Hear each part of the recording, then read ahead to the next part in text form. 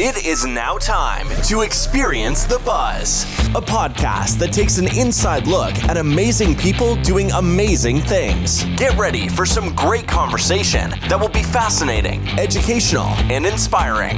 We will also leave room to help small businesses in a big way. Now, here's your host, entrepreneur Steve Buzzard. Well, hello everyone. This is Steve Buzzard, your host of Experience the Buzz, the podcast. So glad to be with you for another week. So excited. We had that long drought, but have come back with a couple of episodes. And now I've got another one for you. It is episode number 131. We are going to dive in. Are you ready for this? Into the dog grooming world. That's right. Cheyenne Simon from Pampered Paws. She is going to be with us. She actually has her own business, but works as an independent contractor out of this beautiful little old house that is dog grooming for our dog, Minnie, and many other dogs. And I'm telling you what, you are in for a treat. I don't know what you think happens when you take your dog to a dog groomer, but I will tell you that after this episode, you will be switching your business over to Cheyenne. Guaranteed. She's that good. And of course, we'll give her information. So we're very excited to have the conversation. Cheyenne and I have been working on trying to get this together for a couple months, and now it has finally happened. Now it's time for What's the Buzz? That's right. Well, I'm excited because here's the deal. I have got an idea for a new podcast. Am I obsessed with the podcast world? Maybe just a little bit, but I'm really pumped for this one. Experience the Buzz is still going to continue on. It really is the bread and butter, and it's the reason I obviously got into the podcast space. But I am going to be diving into what would be a wedding DJ podcast. That's right. I'm very, very excited about this. I've been able to find a few podcasts in the podcast space that deal with this arena. And I'm like, man, I want to get in there because I so much love being a wedding DJ. I've been a DJ for well over 20 years, but for weddings, I did weddings like, a couple here and there in my first couple years, but really got into doing weddings probably when, it was a little bit, it was before the pandemic started, and then things started really ramping up as we came out of the pandemic. So all I'm saying is stay tuned, okay? Because I think I have the name for it. I'm working on the logo. I'm working on kind of the ins and outs and stuff, and it's going to be a lot of fun. We're going to be interviewing vendors and people that are wedding coordinators, do flowers, venues, other DJs, maybe not only from Sacramento, but from other parts of the country.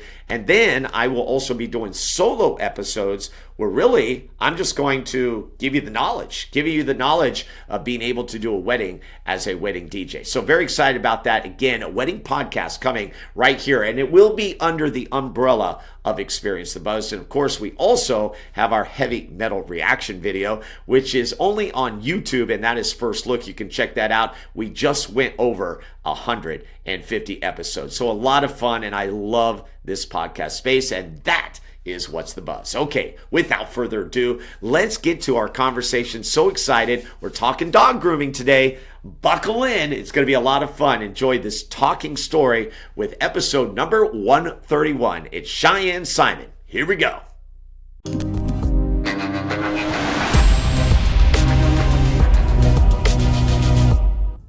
Well, hello everyone. Welcome in. My name is Steve Buzzard, and this indeed is Experience the Buzz, the podcast coming to you where we highlight Sacramento. That's right, entrepreneurs, small business owners, and personalities.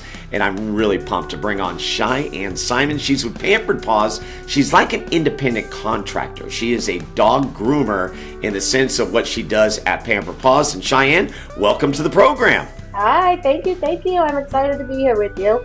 I know, and we have been planning this. We need to tell you people, we've been planning this for months, and it's been been like a ping pong match, but we are here, and I'm very never know how the day is going to go. So. Exactly. We're going to dive into this because I think it's pretty fascinating. A lot of us have dogs out there, and the way I know Cheyenne is we take our dog Minnie there, and Pampered Paws is right here in the Carmichael area, located on Marconi Avenue, and it's fascinating because when I saw Cheyenne, probably a good 4 or 5 months ago, maybe even longer, I said, you know what, it'd be great to have you on the podcast because when you think of someone who is a dog groomer, what goes behind that, right? And so maybe describe just kind of in essence what it is that you do and where you're at, and, you know, just kind of give us the nuts and bolts. So the basic part of what we do here is we bring in the dogs. We start out by doing 2 baths. So we do, our first bath is to like strip all the dirt, dander, grease, grime off the dog. Each dog gets a specialty shampoo, so it really depends on the coat type, texture, if the dog has any kind of skin conditions, things like that. We do a deep conditioner on every dog that soothes the skin, hand blowout, do toenails, anal gland expressions, ear cleaning. We do cats, you know, nails, bath, all that good stuff, blowouts.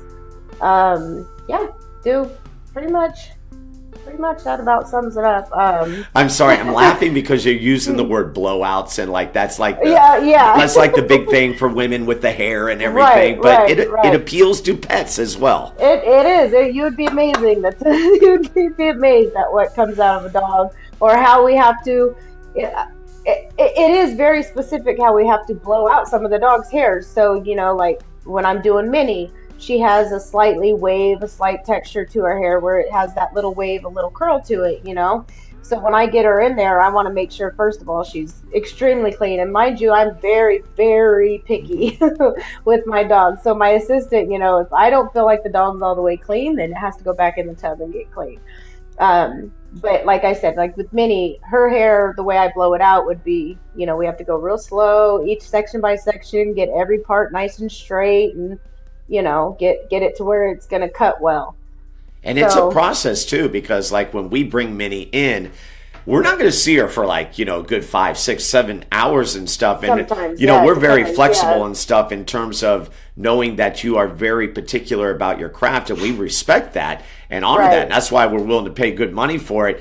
But it is a process indeed. It is a very long process. I think a lot of people are, when they drop their dog off, a lot of people assume that it's a quick, you know, to do. They think, oh, an hour, maybe 2 hours, you know, why is it taking so long? They don't understand. I get a lot of that. And with me, I always tell people I could be a fast groomer, but I don't feel like I would get the job done correctly. Yeah. So I would rather take my time, and I'm very picky anyways, you know that. I'm very picky, I'm very detail oriented, and I like to make sure every single thing is done, you know, correctly. So I see a lot of groomers that do quick in and outs, you know, and that's fine. That's, you know, if that's what their clientele base is, where they're just doing one quick bath, a quick shave down or something like that, and that's totally fine. It's just with my process is totally different. It's a long process. Plus we don't want to just shove the dog through it either. You know, it's quality over quantity. So we're wanting to, you know, do the bath and do all that, and it's 3 baths, so that's a long process in itself. Doing Minnie's bath, as she's probably 60 pounds? About, 60. 55, 60 pounds. Usually has about 2 inches of hair. So I would say just her bath and blowout will take about 2 hours for me. So maybe 2.5, kind of depending. So like I said, you know, quality over quantity.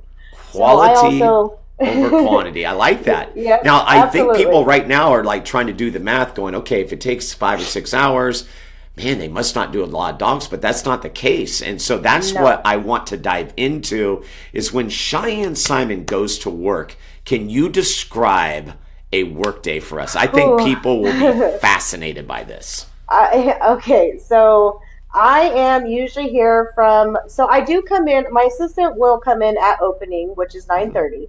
She'll start getting my dogs ready for me, because at that point, there's really nothing for me to do. I'm waiting for her to do the bath. She does the bath and the blowout for me. I am always there to help, but she'll get my first dog done. So, and I have 3 kids. So I come in, you know, about 10:30-ish. You know, we start at 9:30. She'll be working on my first dog. I come in about 10:30. I get 3 kids go everywhere. You know, we got to go here, got to go there. So I get that done. I come in, and then let me tell you, I'm usually here from about 10:30 and, you know, till 8, 9. Now, I just got done with work. I just got done. Yeah. So I'm here about 11 hours a day. I do groom probably I would say I never do less than 10 dogs. I Okay. do, but I do anywhere between 10 to 20 dogs a day myself. So I'm lucky I have a kick-ass assistant. Hmm. We get the job done. We just have if our system, there's a lot of hiccups that can happen in a day, a lot, a pee, a poop, anything. So, like I said, when we do the process, the reason I don't shove the dogs through it, I don't want to stress them out, first of all. Hmm. I don't want to traumatize them by quickly doing things they're not even ready for, like we're just getting them in here and doing this, and they're just like, what's going on? So I like to make sure that the dogs get breaks in between. We take them out potty, we take them on a little walk around the area outside, we want to make sure they have water, we want to, it's a whole thing. So like I said, with the bathing, I usually have two assistants. I have one main assistant, but because I do tend to do so many dogs myself, I can't keep up with the grooming part of it. I'll have two assistants on some days. So, like, if I have like the 10 dog range, then we'll have one assistant. If I have like up towards 20 dogs, then I'll have two assistants. I But love it. it is extremely busy. So, say like if I have a Great Pyrenees, then they could have like 2 feet of hair. So that process there for a bath and just blow drying them could take anywhere between 4 to 4.5 hours. Hmm. So it's a lot. It's a lot. It See, as you're definitely. describing it, you're probably laughing because you're realizing how much I, work and detail right, you do. You're like, man, right. I really do a lot. A lot. And when I tell you I don't sit down, I do not sit down from the Right. time I start till the time I'm done. And I've had so many people come in here and be like, holy cow, like I cannot do what you do. I don't know how you do it. Like it's insane. And it does, like I said, it gets busy, but every dog is tended to, a lot of people too do think that the dogs are just being left in a kennel. Mm-hmm. Sometimes they get the idea that the dog's just sitting in a kennel, but that's not the case either. Like I said, our process is very long. Even a little dog, a bath and a blowout could be an hour and a half. You Yeah. know, but I So also like it varies, right? And there's no it does true vary, blueprint because you have different kinds of dogs, right? as you've spoken to. But I keep going to the point of just that quality. The quality is the Right, big piece right, of it, right. and you really have made a stamp on that. And I think Yes, that's what truly is the difference. And so, with one day, how many days a week do you actually work? I actually work 5 or 6 days a week. Okay. Sunday through Thursday, every Sunday through Thursday, and some Fridays. Okay. And So, then what is the yeah. clientele like? Like, obviously, I'm a client, right? But I mean, how many like repeaters do you get percentage wise as opposed to maybe new customers that come in? So for a while there, not my decision, but the shop owner's decision. She made the decision to stop taking new clients for a while because we were so busy. Wow. It was hard to keep up because there was only three of us. But we do have our repeat process is probably 80% of our clients And I is think there's repeat. a reason for that, right? Right, right. Yeah. So this Pampered Paws started. Michelle Morgan started it back, gosh, about 30 years ago. She started Pampered Paws, and it was right over here on El Camino, just across the street. Hmm. Right down here across the street. And she moved it over here to the house we're in now. Um, and then her assistant was Rhonda. So Rhonda was her bather, her prepper, all that stuff. And then Rhonda became a groomer, and so Michelle sold it to Rhonda, and then Rhonda's assistant Caitlin then bought Pampered Paws.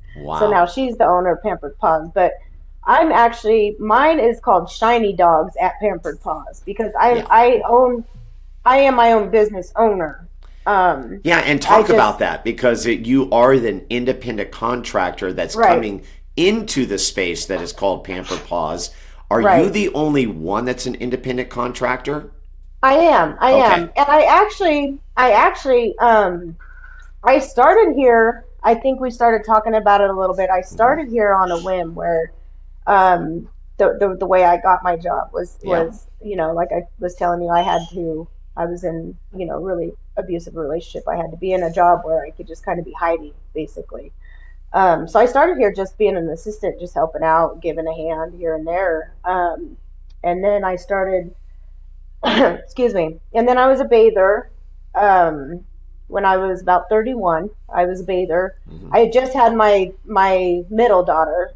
She was only a couple months old, so she was probably about 2.5 months old when I started here. And yeah, I started doing all the grunt work. You got to start at the bottom.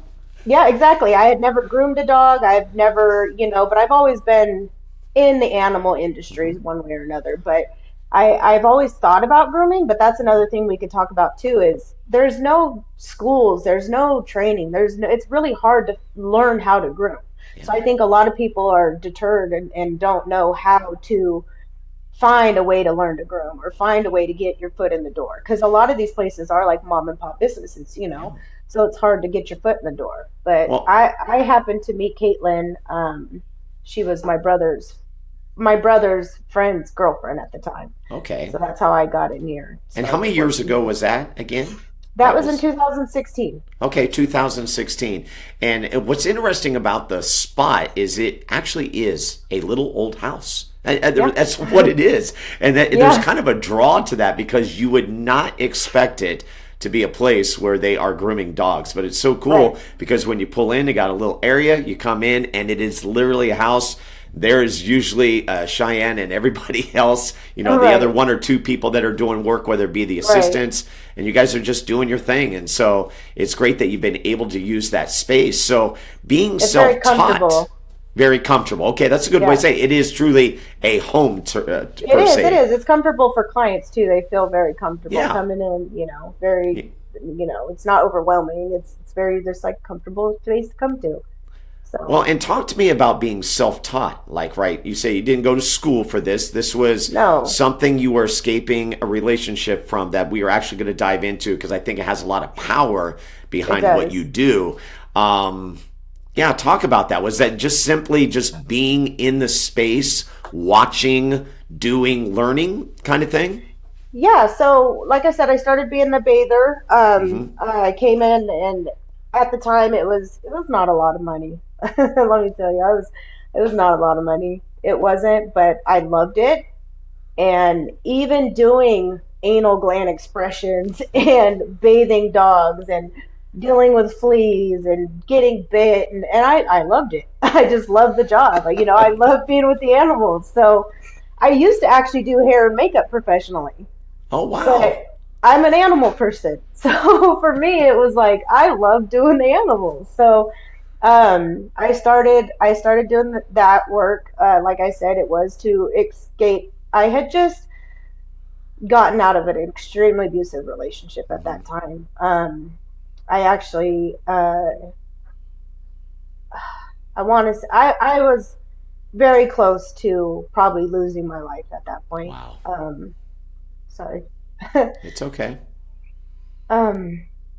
It was a hard time. And I was pregnant.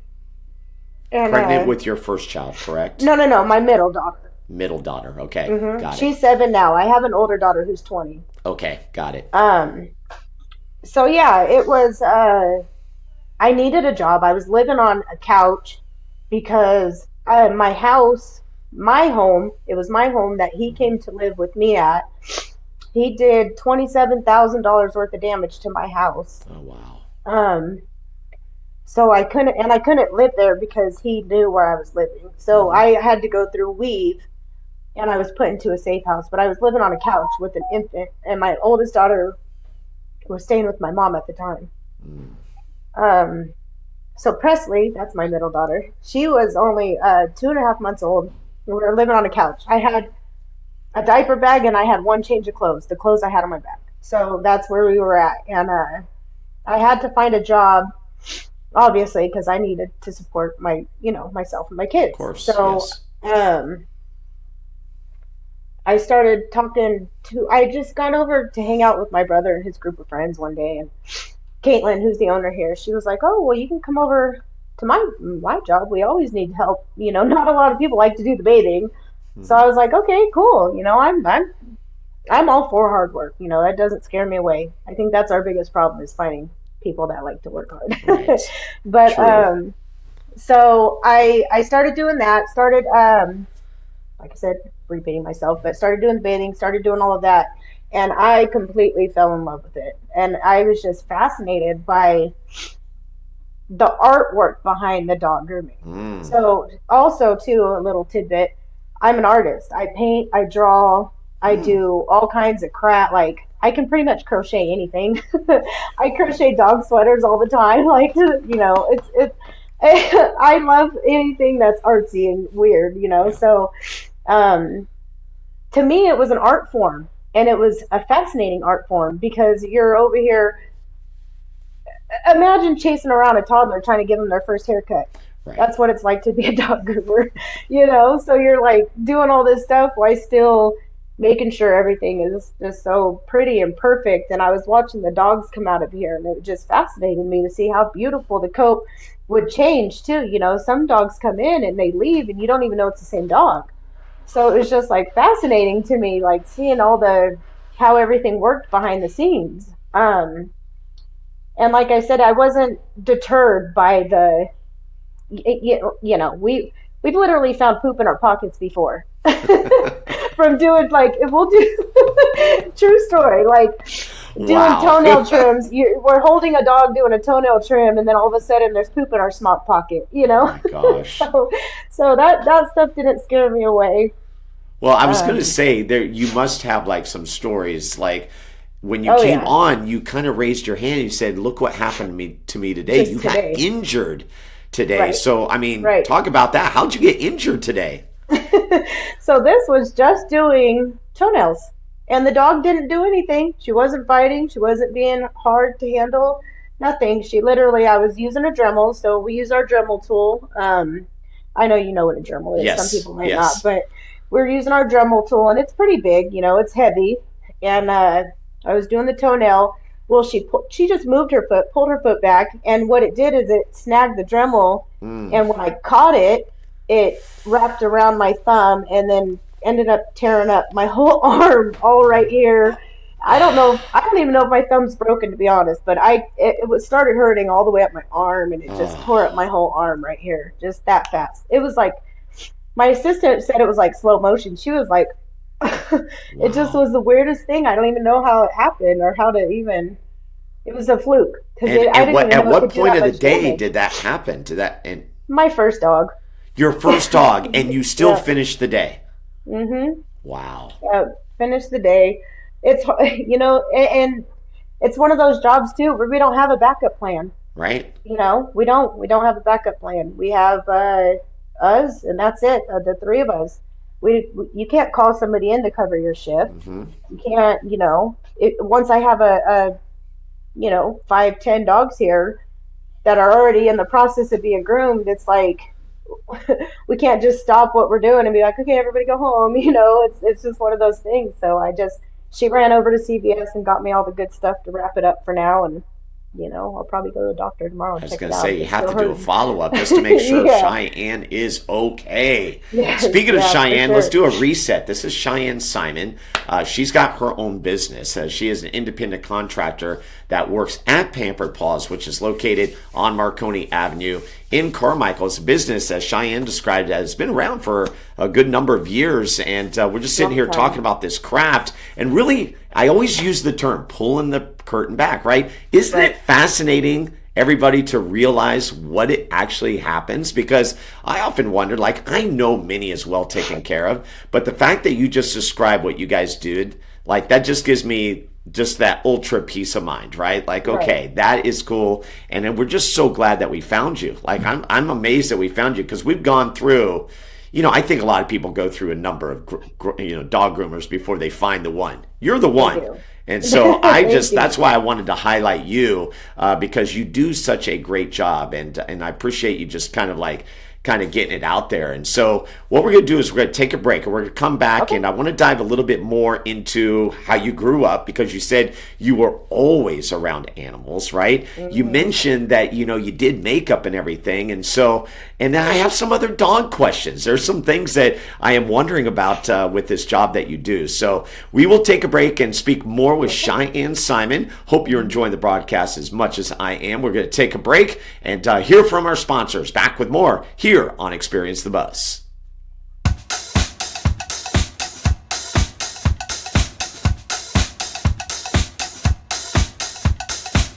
All right, hope you enjoyed that first half of our conversation. More to come around the other side. I'm telling you, if you like the first half, wait till you hear what's coming up in the second half. Right now, though, it's time to thank our sponsors.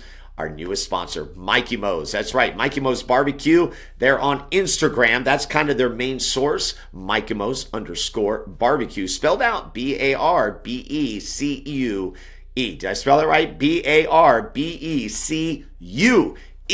Of course, my good friend and producer Michael Kenobi is the co-owner of this great establishment. It is barbecue and catering, and they just had their first big event at the start of November and just trying to get some more business. And so we are very proud to have MiKimos as a sponsor here on ETB. Also want to thank R5 Stitch and Print. You can find them at r5print.com. And then, of course, Pit Boss Jerky, where you can get on the order board 916-769-6807. 11 amazing flavors, including one that is named right after the show. The two gentlemen that own those establishments have been with me since day one. That's right. And they both have their own episode right here on ETB. Episode 25 featured Troy Rousey, who is the owner of R5 Stitch and Print. Of course, all your screen printing and embroidery needs, he's got it for you. Again, r5print.com. And then, of course, Joe Green, who is featured in episode 26. To find those, you can just go back in the archives, and they can be found on buzzardball.com or any podcast platforms, which would be Spotify, Apple, and Google. Okay, sponsors in the books. Very thankful. Let's get back to our conversation with Cheyenne Simon. Like what you hear so far? Make sure you never miss an episode of Experience the Buzz by clicking the subscribe button now. This podcast is made possible by listeners like you. Thank you for your support. It means everything. Now, back to the show. All right, well, welcome back. We're going to continue our conversation here with Cheyenne Simon. She is with Pampered Paws and has her own business. She is an independent contractor, and she mentioned she does up to, 10 to 20 dogs a day. We just heard about the injury she had. Other things about dogs. What are some myths that you should let people know about, whether it come to dog grooming or dogs in general? Like you mentioned, people think that when they bring the dog, it's going to be a quick in and out. You've already gone over that. But what are some other things we should know? Off top, let's see. You kind of stumped me there. I don't know what I can think of right now. A lot of things would come to mind typically, come right to me, but I don't know right off. You know what? Okay, here's the deal. As you're thinking about that, and then something comes to you, let me know. This is one thing I've always wondered. The familiarity. So Minnie comes in. Does she know? Does she know where she's at? She recognizes you. I know dogs are very smart. Can you talk about that? Like when you see a dog for the first time, obviously you're doing a very good job to make sure they feel comfortable. But what about the returners? Is it they do such a good job because they know what they are supposed to do at the time they're supposed to do it? Yeah, definitely. Yeah. So we do have a few dogs, there's always those ones that do stand out, where unfortunately they don't ever get used to it. It is hard on them every time they do it, but it's one of those things for dogs that need to be groomed. It has to be a part of their life for the rest of their life, and unfortunately sometimes it's whether they like it or not, it has to be done, for their health benefits. Right. If toenails aren't done, feet can be crippled. So I've literally seen toenails that circled around so much, went through the paw pad and back out and through the paw pad. They can just keep curling. I've seen feet start turning outwards because the nails have been left so undone, so they start to be deformed. Wow. This isn't bad. The worst I've ever seen was somebody brought in a dog, and my big thing is matting. Okay, before I tell you the story, my big thing is matting. Now, if a dog is matted, a lot of people. So I'm gonna bring up doodles because you have a doodle, you We have a understand. doodle. So there's so much behind the doodles, right? So there's so much like it's a craze right now. So it's they almost called it an epidemic because it's everybody's breeding doodles. There's sheepadoodles, bernedoodles, aussie doodles, golden doodles, labradoodles. There's pugadoodles now. There's Frenchy doodles. There's, I mean, you name it, it's a doodle.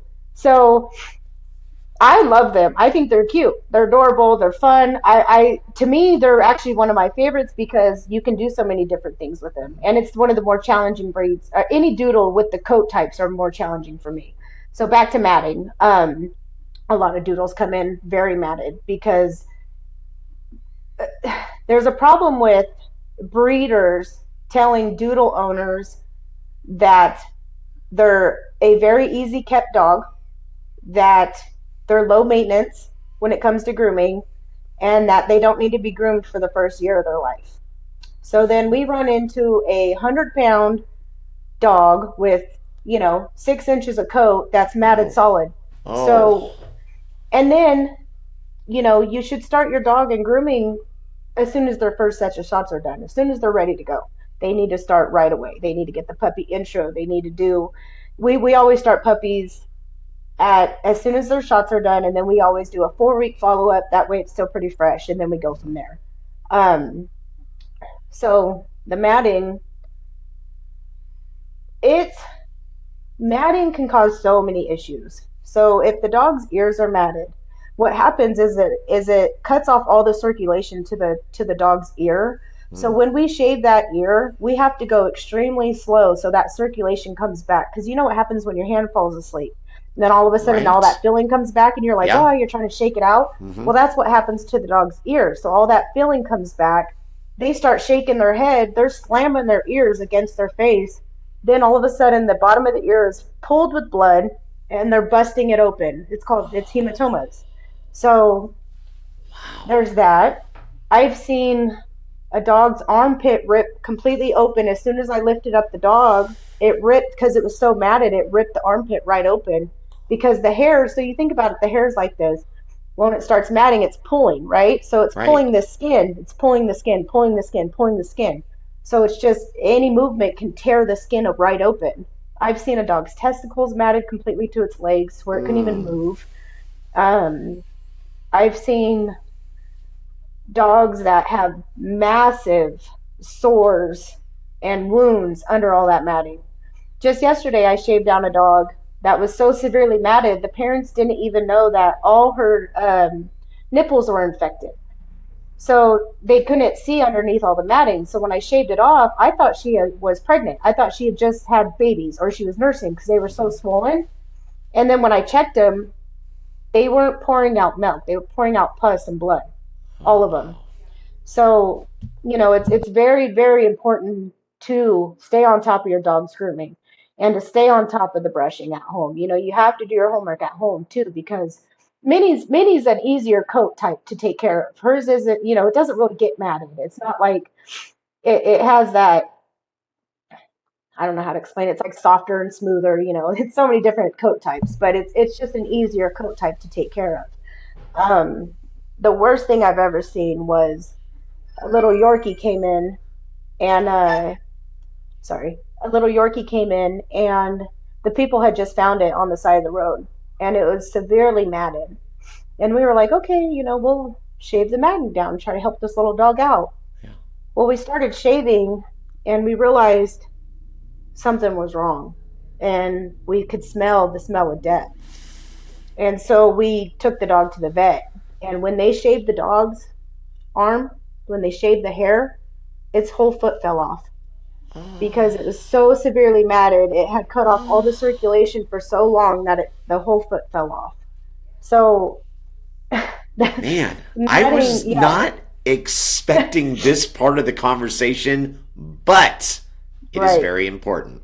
It is very the important. education piece is very important because I agree with you. I think as dog owners, the majority of us, we take a lot for granted.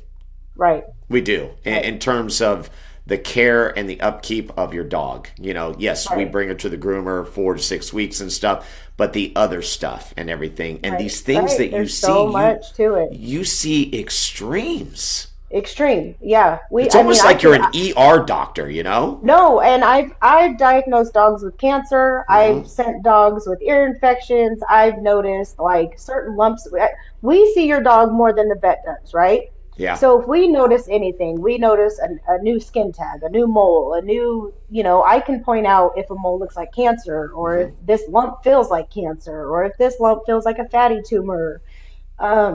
There's so many things that we're not vets, so we can't diagnose. You know what I mean? we, Right. we can't diagnose, but we can tell you. It's actually really important for vets should be working directly with groomers, and groomers should be working directly with vets because it goes hand in hand. Like I said, we see your dog more than the vet does. So it's real helpful if we're able to see those things and let you know those things with your dog. That way you can get a one up on it, get a head start instead of noticing, too late a Yeah. lot of the times. So Um, Cheyenne, I'm very curious about like how you got this education piece. Like I know you're around it, right? And you learned how to right. groom, but this next layer that you've shared with us about, extreme things that have happened with dogs to, like you said, being able to know if a dog has cancer. How much research do you do? Where does that come from? So it started actually when I was a little kid. I was obsessed with reading. I was obsessed with books. So every time I went to the library, I would check out a dog book and another book, or a horse book and another book. So I would literally just sit there and study. I know like what breeds, what weight they can be, how big the male is, how big the female is, how. I just sat there and I would study every little thing about every dog breed that I could know. It was just something that I was obsessed with when I was little. I loved it. And then when I came in here, I had already, like I said, I grew up on a ranch. I was always around animals. I was always around, we've seen a lot of stuff just with that. But I think it's just one of the things that I feel like this was the job I was meant to do. I feel like I was always preparing myself to do this job. And a lot of people, I've been looked. People look at you like, ugh, you're a dog groomer, or ugh. It's really weird. You don't get a lot of positive reactions when you tell people you're a That's dog groomer. interesting. Why do you think that stigma Um, is? That's interesting to me because I see where you think that and where that might be a possibility.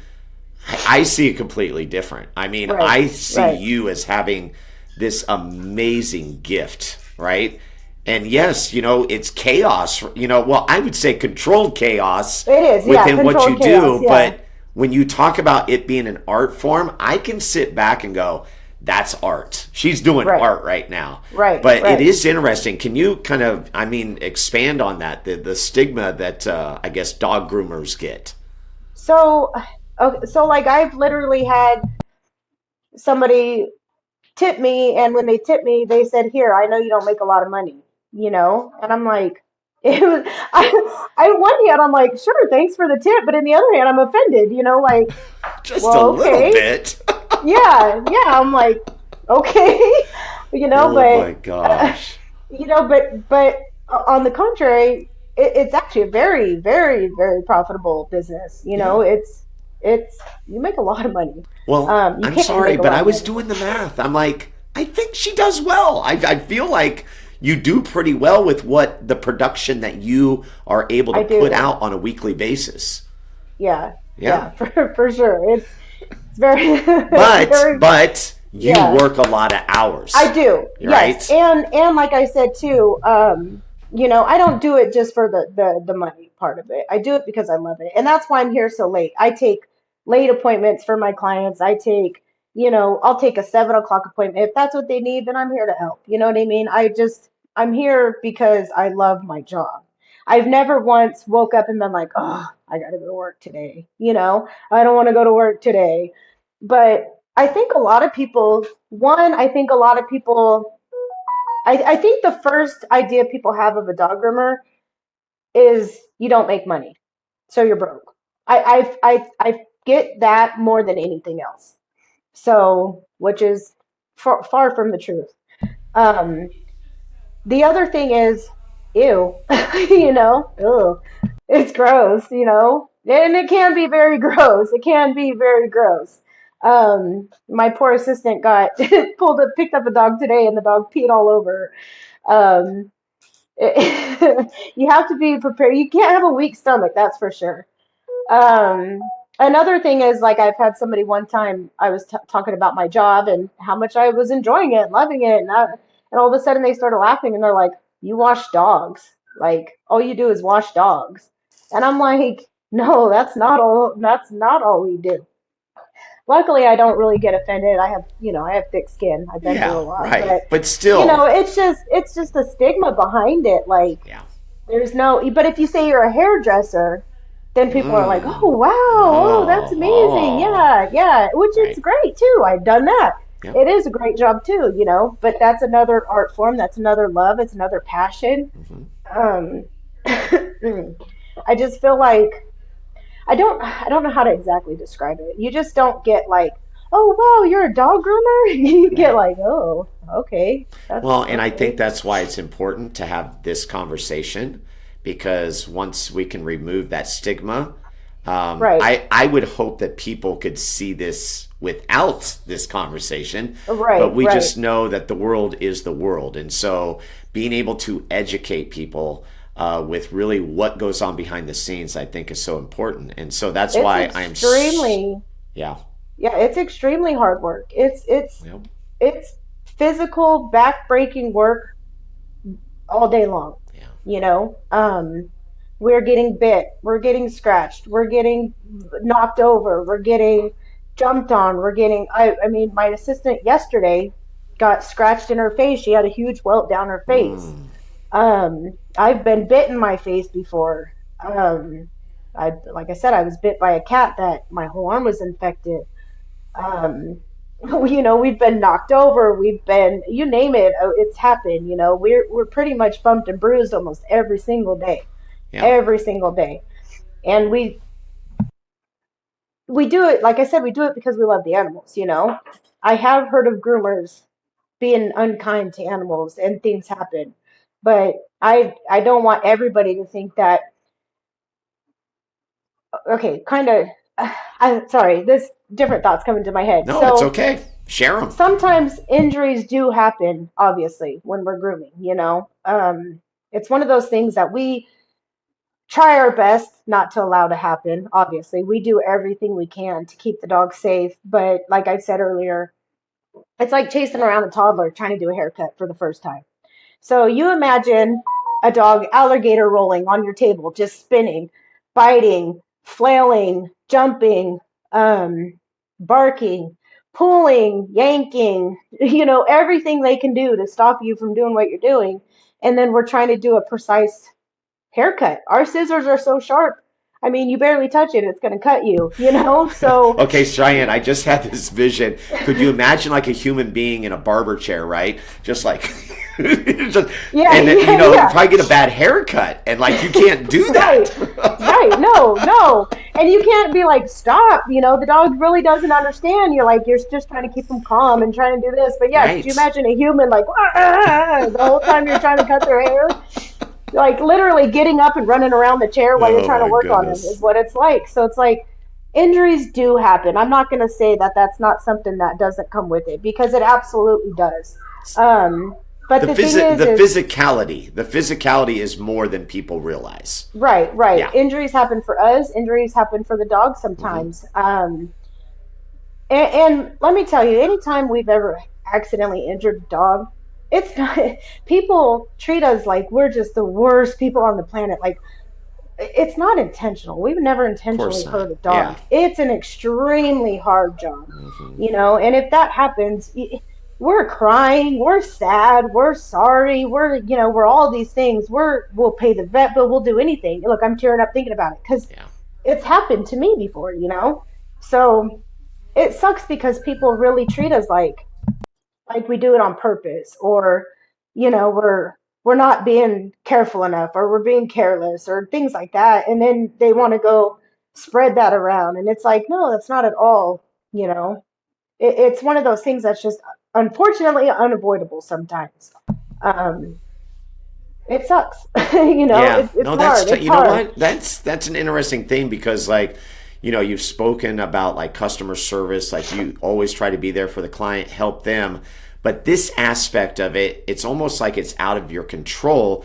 And then you Right. can't do anything with someone who is going to do something with it, right? Right. Because people, they bounce around, they feel a certain way, and the stigma comes into Right. place, and you're here going, no, no, it's not, it's not about Right. that. It's not intentional. And But I'll tell you too, honestly, it's probably one of the most drug through the mud jobs I've ever witnessed. yeah, The way people talk down to us, the way they, like I said, if something happens, they'll go online and totally bash you. Oh, they did this, they did that, they're this, they're that, and all these things. They'll do. It's really. I've never witnessed another job field where people are so harsh on you. So we have to deal with all of that too, when it's just something we're passionate about and we love to do. right. So then we're getting all this hate Hmm. for things that are not even fair. You know what I mean? Like, Okay. Well, then let me ask you this, Cheyenne. I mean, gosh, your schedule is so busy, but there is that component. What are some things or strategies that maybe you guys have talked about to try to combat that? What are there things in place where you said, okay, if this happens, maybe we do A, B, and C or whatever. What are some things that you put well, in place? Or is that I think hard? I think it's hard. That's a hard Yeah. one because with our days and our every dog is different. Every day is different. We never have the same thing twice. You know what I mean? We never have the same day twice. We never have the same problems twice. We never have the same easy day twice. So it's really hard to set any kind of plan for something that could happen, or all we can do is really just do our best like we do every Hmm. day. Like I said, I love my job. I'm super passionate about my job And it right shows. now. Thank you. Thank Yeah. you. And even now, I'm still like, I want to continue my education constantly. Hmm. I'm going to school right now to be a pet esthetician. Oh, So, wow. yeah, so I'll be a skin and coat specialist and yeah, so I want to go do that. I have to graduate. I'll go to Arizona to graduate. Hmm. And then I'm also working on getting my instructor's license so I can be a grooming instructor. That way too, because like I said, there's not a lot of ways people learn how to groom. Yeah. There's not a lot. It's not offered out there. And I think, like I said, I think there is such a stigma Hmm. behind being a groomer where people just don't think it's a good job, and it Right. really is. And So I want to be able to. you could be that person to help Right, turn right. that thing around. That's what I want to do. I want to get it out there. I want, and we always need Yep. groomers. We always need more help. We always need, more bathers and more assistants and all of that. It's just not, it's almost a frowned upon job, Hmm. you know? But So I don't, Cheyenne, you hit on a very important piece there because what you've done is you've taken this thing, dog grooming, and now you're doing these other things, right? That associate with that and then be able to change the narrative that's behind it. And like that's a right. very powerful thing that is very entrepreneurial. Very Thank entrepreneurial. And I you. love that. See, that's great to hear. Yeah, I definitely have a passion to like I said, to continue my education, to do Hmm. more, to bring education to people, not only if they want to be a groomer, but just people like you who own a dog that just want to know what it's like or what happens or what, there's good and bad in everything, but most groomers just do the job because they love it. They don't do it because it's easy. It's definitely not a job because it's easy, quick money. It's not. It's very hard. So any groomer that's out there is usually just doing the job because they're very passionate about the animals. So it's hard when we get a lot of bad, you know, um, that comes with it because, like I said, it is mostly done because we love it, you know. Right, right. So And Cheyenne, as we're speaking today, for you right now, is business good? business is great. Okay, Yeah, exactly. Okay, busy, so that busy. that in Yeah, essence really is all that matters, right? The bad yeah, is going to go away. And I always say, it's actually a good thing when the bad goes away, because you don't want them coming back as No, repeat definitely. customers, Yeah. right? Yeah. And And so, it's like I said, it's not often that we hit, on those things, but there's just some people, and I don't think I don't feel like it's necessarily them always being mean to. I think it's just a not yeah, understanding, I not understanding that exactly. what goes behind it, and everything we do to try to make sure everything goes right. There's always a left turn sometimes, and it's Yeah. just one of those things that we have to deal with. But we try every day to make sure that nothing happens and nothing goes wrong. It's just I would like people to know, like if there is an accident, it's not purpose. It's not Hmm. because we're being careless. It's not because we're mad at the dog. It's just things happen sometimes. It's like a kid. What happens if a child bumps their head at daycare? Are you going to Right. automatically assume the daycare worker pushed him down? No, Right. but they automatically assume like we purposefully cut your dog, and I don't understand that. Um, but yeah, it's all in all though, we have a great clientele. We have wonderful clients, wonderful people that we deal with every day. Hmm. My assistant's wonderful. She's been great. I'm getting ready to start teaching her how to groom, so we're gonna Nice. we're gonna start working on that. Yeah, we have a good clientele base. Pampered Paws has actually been the number one grooming shop in Sacramento for the last almost 6 years. Yeah, we've had best of Yelp, best of Sacramento, best of Sacramento magazine, all those things. So we strive to just make sure we do a good job and everybody's happy. Yeah. So, Cheyenne, we're at the point where we're like, okay, give out your information, but are we allowed to give out your information? Are you taking clients? How does this Yeah, work? yeah, no, for sure. I'm always taking new clients. Like I said, for a while there, it was kind of like, we had to slow down a little bit, but Yeah. I will always take new clients. I will always, I love being referred. I love having my name out there. It makes me happy when I run into a doodle on the street and they're like, "Oh my God, you're Cheyenne." We heard about you and so it's great. It feels good. So yeah, I'm always taking new clients. I'm always ready for that phone We'll call. share So. that information. I mean, we're going to drop it in the show notes as well, but I always like the guests to be able to kind of just say, hey, this is how you can find me. Yeah, so I just started an Instagram. It's Shiny Dogs Grooming. I don't have social media, unfortunately. It's something I'm just now starting. All my business is word of mouth, but Hmm. you can call us here at the shop. Pampered Paws on El Camino, or excuse me, not El Camino. We're not on El Camino anymore. Marconi and Walnut. Sorry, we used to be on El Camino. Um, but I can give can I give my cell phone number? Yes, you can if you Yeah. want. Okay. Yeah. Yeah. So it's 916 254 1069. And that's usually the best way to reach me is through text message or phone call that way. Awesome. Would be the best way to schedule. Yeah. Cool. Okay, so when you look at your three kids, what is the message you are giving them, right? Mom has done well, and as described, we didn't go deep with it, but I think we Right. all, as we're listening, know what you probably went through. Right. And to be able to come out of that, and the little You, girl who was reading the dog books then gets right. put into the space that she's meant to be, and you're able to just kind of be that shining example for your kids. What do you say to them? You know, I really just, you don't really say it, you show it.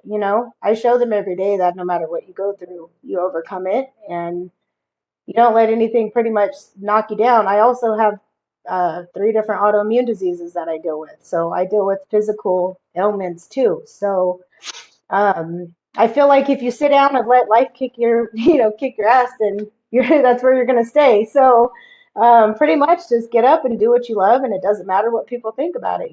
Just if you're passionate about it and you love it, then work hard for it is really what it is. Um, you And know, yeah, everything's a moment, but that moment will pass, bad or good. So, I just love keep that. going. And then the last thing for entrepreneurs out there, right? You got into dog grooming by starting at the bottom. You mentioned that hard work. I think a lot of people have lost what that's all about. Speaking Big to the time. entrepreneur, whatever field it is they're getting into, I think you're a great representation. What would you say to that person? I would pretty much say the same thing. You're going to take Hmm. a lot of kicks and you're going to get a lot knocked down a lot. It's hard. It's hard. But if you allow those things to continue to hold you down, or if you get embarrassed, or if you are ashamed, or if you allow, simple little things to hinder your work and hinder your vision, then you're not going to be able to go where you need to go. So take every one of those little things, bad or good, and have that as your drive to just keep going and do better. To keep learning and improving, and you never stop learning. So don't ever think that you're done. Just always continue to move forward. It's what is pretty much how I deal with everything. So well, like I said, you're a shining example, and knew you on the surface, right, with us bringing Minnie there, and right. Then being able to mention the podcast to you, and then you sharing just that little tidbit of your story. I'm like, oh my gosh, wow. Like, I wasn't expecting that. And Right. now we get this conversation. Like, I Right. feel honored to have Thank had you. you on the podcast. So thank you so very much for really shedding light on what is a great profession that I think people have it is, definitely. misunderstood, right? Absolutely. Yeah. It's All right. fun. Well, you did it. Your first podcast in the books. How do you feel? I feel great. Yeah, you did awesome. I And know. thank you. A little nervous, but I'm good. That's No, okay. I feel great about it. Yeah. Couldn't tell at all. And thank you for taking the time, and thank you for the work that you do. I'm going to be one to tell you, we really appreciate just the artistry that you do have and the care that you give our dog Minnie. And so I know I speak for many others that are also your clients. Thank you. I appreciate it very much. You bet. All right. That is Cheyenne Simon. That's going to do it for episode number 131. I'm going to take a quick little break and come back with a final word right here on Experience the Buzz. Like what you hear so far? Make sure you never miss an episode of Experience the Buzz by clicking the subscribe button now. This podcast is made possible by listeners like you. Thank you for your support. It means everything. Now, back to the show. Well, there you have it. What a great conversation with Cheyenne Simon. Man, just good stuff. And boy, we learned a lot of good education. And we were speaking right after our conversation. I was telling Cheyenne, I said, I feel like you are the voice of education to get rid of the stigma that she was talking about in the second half of our conversation. So another one in the books, episode number 131. What's going to happen in episode 132? Well, I'm proud to say I already know who the guest is going to be. It's going to be good friend Graham Honig. And Graham actually is one of those people who was part of my inspiration to get into the podcast space. Now, I had the opportunity to DJ his wedding. He was doing YouTube videos. His wife, Nicole, was doing YouTube videos. And so we even talked, and they even came up with a couple of Experience the Buzz logos in the early days before we settled on the one that we took for the show. So I'm very excited to talk to Graham. He's now got one kid and one on the way. And so his life has completely changed, but he's still in that YouTube space. And I believe he told me he's got some skincare stuff coming out, and he's going to be talking about that as well. That's going to be all coming your way next week, episode 132 of Experience the Buzz. That's all I got for now. Talk to you next time. Goodbye, everyone. Thank you for joining Steve this week on Experience the Buzz. Steve would love to hear from you. Leave a review or contact Steve directly with any questions at scbuzzard@gmail.com. To see the other adventures of Steve Buzzard, be sure to visit buzzardball.com.